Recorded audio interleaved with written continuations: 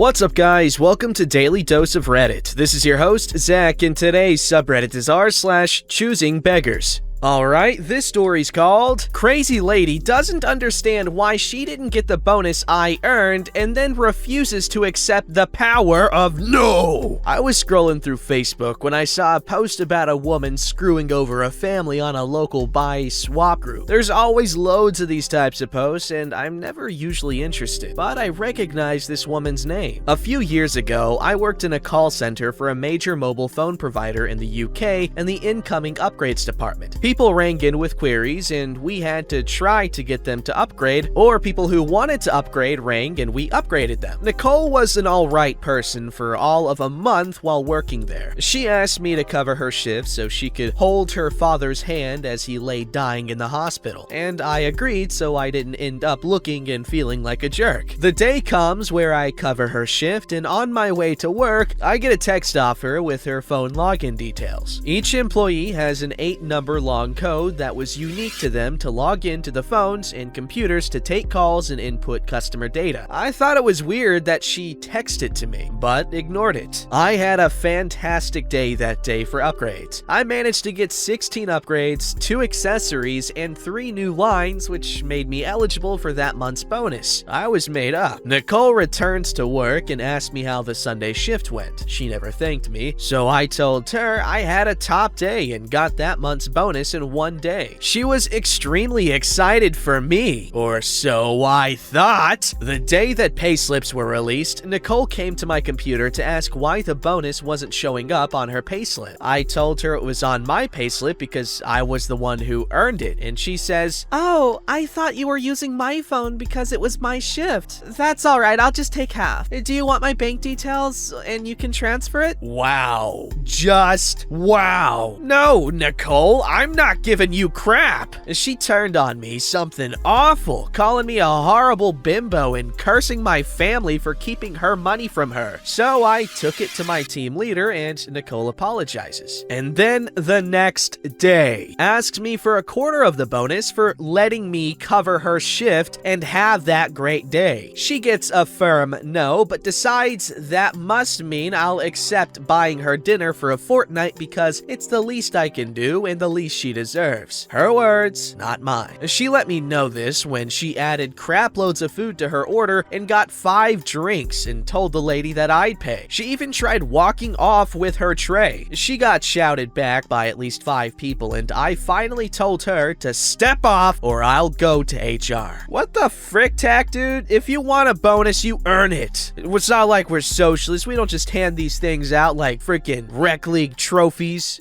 Alright, this story's called Women Wanted a Free Table and Chairs. Or I thought. Mine's not terrible compared to some of these nightmares, but kind of a really? My wife is always on those Facebook free items pages where people in need can ask or offer something up for free. So apparently someone was in desperate need of a kitchen table. Went on about how she needs a place for all her kids to do their homework while she cooks meals or something. We had just bought a new kitchen table and chairs when we redid our kitchen, but the others were in decent shape and we kept them in the garage. We were gonna donate them or have a tag sale. So my wife offered this woman our old kitchen table and chairs. Not only that, she graciously offered my services to deliver them. I drive a pickup truck. If you like hearing from friends out of the blue on the weekend to help with something, buy a pickup truck. Honestly, it's true, my dad has used so many people's pickup trucks. So I forced my son to actually get dressed on a Saturday morning before noon, and we Tetrised the 4 chairs and table into the back of the truck and drove to the next town over. We mask up, get out of the truck. She seems grateful, but looks at the chairs and says she's going to keep looking for chairs, but the table she'll take. Pardon? I don't want the chairs. I don't like them.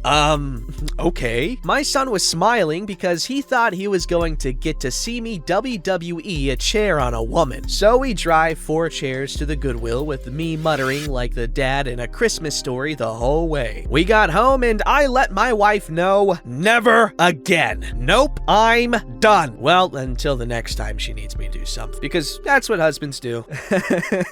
That's a cute story. That woman sucked though, but that's a cute story. Very like TV sitcom family-esque, or maybe even a movie. I like it. Alright, this story's called Choosing Beggar Gets a Free Car by a Miracle, then asked to sell it back. My parents are very active in charity work and have recently befriended a refugee couple from a very hostile and dangerous place. The couple are basically decent people, but not very wise, and are constantly in financial trouble despite both having decent jobs. Recently they had car trouble, and the couple asked my parents to please pray for them that somebody would give them a vehicle for free. These prayers were offered, and believe it or not, were answered. An acquaintance contacted my parents out of the blue and said, unprompted, that he had just upgraded to a new car and would like to give his old one to someone who is in need. My parents' charitable activities are well known, and this kind of thing has happened before, although not with anything as expensive as a car. The giver would not only donate the car free of charge, but would pay any fees to transfer the title and would even have the vehicle looked at by a mechanic and pay to repair any problems with it. And all of this was done, and the car was turned over to the couple, tuned like a violin. After about a week of driving the vehicle, the woman contacted my mother and wanted to know if she or the original donor would be interested in buying the vehicle back. A price was suggested that exceeds the likely value of the vehicle, although the woman was careful to specify that she would be open to negotiations. And having been turned down with no excessive politeness, then went on to ask her advice with respect to another car she is considering purchasing for $16,000, which would be entirely debt financed. So my parents are bitterly hurt and embarrassed, and the original donor is furious, and the only silver lining is that I'm probably going to end up with the car. Do you believe in miracles?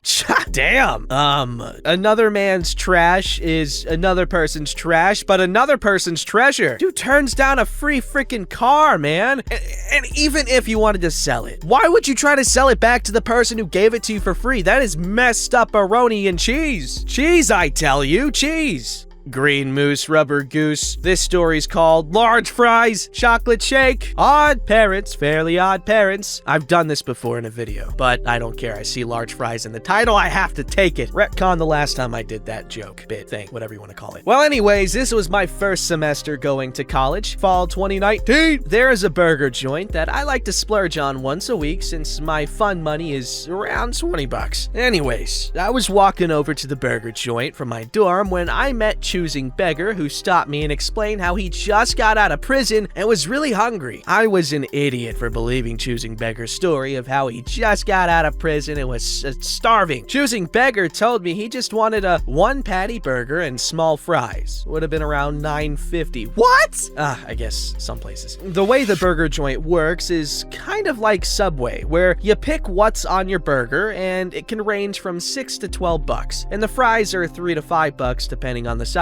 I didn't have cash, and I don't know what Choosing Beggar wanted on the burger, so I just told the cashier I'll cover Choosing Beggar's order, but needed a printed receipt on both orders after. Choosing Beggar decided to pick takeout and walked out, which was fine by me, but when I got the receipt, I was mad to find out that Choosing Beggar decided to get a 2-patty bacon cheeseburger and large fries with the grilled cheese for himself when he told me he just wanted a 1-patty burger with small fries, which we agreed on. I was already a bit reluctant on seeing a bill for $25, but when that sucker was pushing $35, I was mad. I pretty much forgot about this until last Saturday when I decided to go back to the burger joint with my friend, and Choosing Beggar came up to us and started to ask us for money because he just got out of prison. What a coincidence. In the end, I feel bad for Choosing Beggar for being poor, but I'm mad that Choosing Beggar is just abusing other people's trust to survive. I know I sound spoiled as frick getting mad over $10, but I'm just pissed about being lied to, not once, but twice. Yeah, if he just kept it to one time, it would have been fine, but he had to do it twice?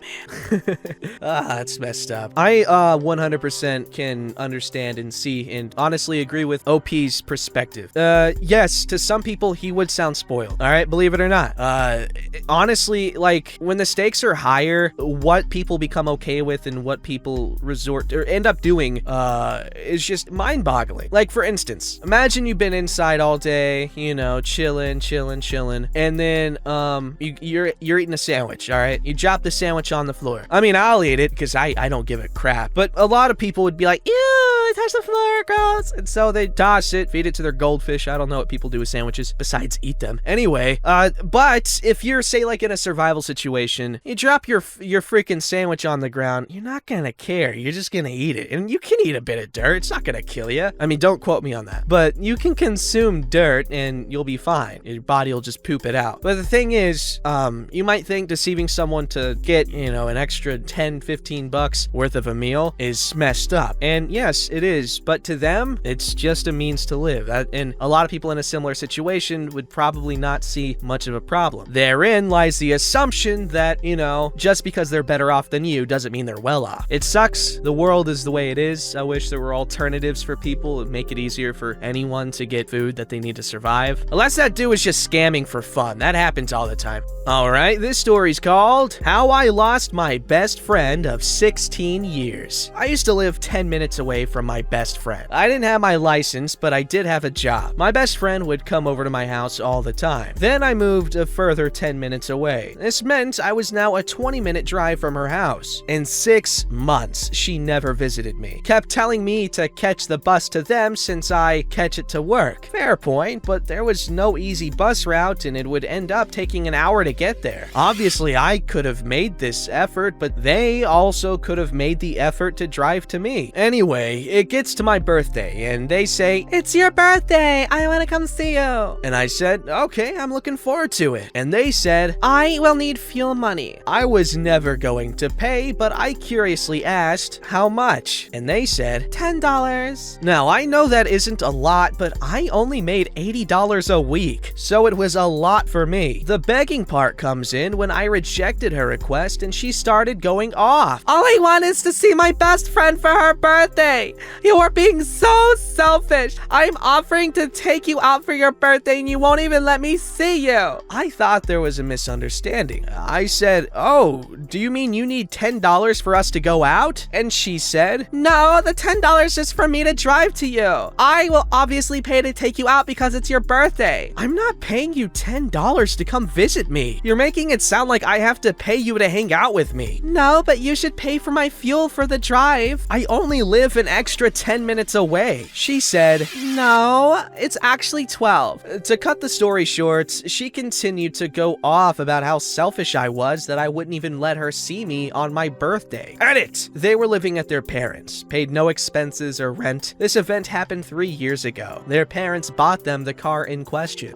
See, that's not cool. Like, if they're really your friends, they really shouldn't freaking care about a 20-minute drive to hang out with you. Obviously, it does get annoying. Like, I can imagine it getting annoying after a while, but, you know, that's not something that an actual friend would care about, if we're being honest. Obviously, you should make some effort to come see them whenever you can, you know, to make it seem like you're putting in an effort as well, but she's not even willing to drive to you, which is easier. She's making you pay on your birthday. That's not cool. Not a cool friend. Zach says dumper. Alright, this story's called Sister-in-Law Wanted Expensive Prescriptions. My youngest brother and his wife got into some serious financial problems because of his wife's medical issues. His wife, I'll call her Tammy Faye because of the amount of makeup she wore, was on several kinds of generic medications that she took 3 times a day. My daughter and son-in-law are pharmacists and own their own store at the time. So I asked if they could give Tammy Faye her prescriptions at cost and I would pay for them. They agreed and had the prescriptions transferred from the old pharmacy. A few days later, my son-in-law got a fax from the doctor's office with all brand name prescriptions, which would have cost me a small fortune. He called the doctor's office to find out why the change from generic 3 times a day meds to once a day extended release meds. The office explained that Tammy Faye requested the change because she couldn't remember to take her meds 3 times a day. He was pissed. He told the office office that I, his mother-in-law, was paying for these meds, and that I couldn't afford all those brand name meds. The doctor's office called Tammy Faye and told them that they were changing her back to the generic meds. Now Tammy Faye was pissed. She called my son-in-law and cussed him out for calling her doctor. He told Tammy Faye that he was filling her prescriptions as a courtesy to me, and that he didn't have to fill her prescriptions. He immediately transferred the new brand name prescriptions to the previous pharmacy and washed his hands of her. I let my brother know what his wife tried to pull, and he was not happy with her. I have other Tammy Faye stories if anyone is interested. Damn, the audacity! Some people need to realize that just because you suffer doesn't mean others need to suffer too. Man, if only I could explain that logic to car crashes. Alright, this story's called Choosing Beggar Wanted to Sell Me a Used Dresser I Already Had. Twist was, it wasn't his. It's not long. About 5 years ago, I lived in an apartment complex with multiple buildings, and one of my neighbors had just moved in. They left furniture behind on the front lawn, chairs, tables, etc. One piece was a newish dresser, only missing 2 drawers. Wasn't a problem. Was gonna remove the side brackets and make it a cubby for board games, as I intended for it to hold my TV. Anyway, the problem came a few days later. I waited 3 days for the original owners to come back and pick up their stuff, but when they didn't, I took the dresser and moved it to my patio. I left it on the patio that day, and the next day I sprayed it down with bug spray. There were a few roaches, and had to wait till the next day to bring it inside. That very day, a couple came to my patio looking at the dresser. I saw them and worried it was the original owners. I asked if it was theirs. They said, "No, but we saw it on the lawn and we're gonna take it." I said I was sorry, but I waited 3 days and no one took it, so it's mine now. To which one of the men replied, "But we were gonna take it, fix it up, and sell it in our thrift shop." Again, I apologize, but tell them I've already sprayed it for pests and cleaned it off. I wasn't willing to give it away now. "Well, we were gonna sell it for 20 to 25 bucks, if you think that's fair." I'm so confused at this point until it dawned on me. They wanted me to pay them $20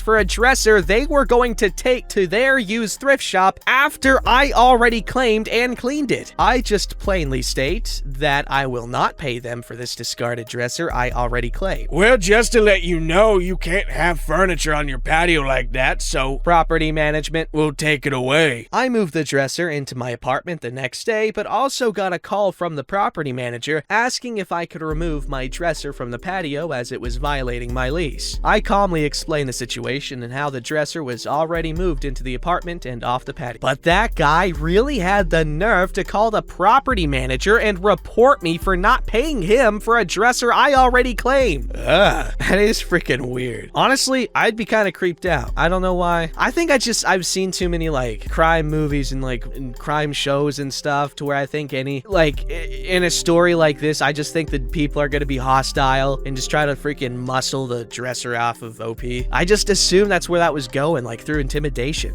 Man, it's messed up. That's how the world is. I mean, obviously not in this case, but it is enough to where it inspires crime dramas and stuff. Hey, Goodfellas. You think a wise guy, like, put a wise guy in place of the dudes trying to take the dresser. You think that's gonna happen? No, they're gonna get hurt. OP, be careful. But stand your ground too. But also be careful. But don't be a coward. But don't be stupid. The world is scary and confusing. Don't forget to like, subscribe, and hit that bell to never miss an episode.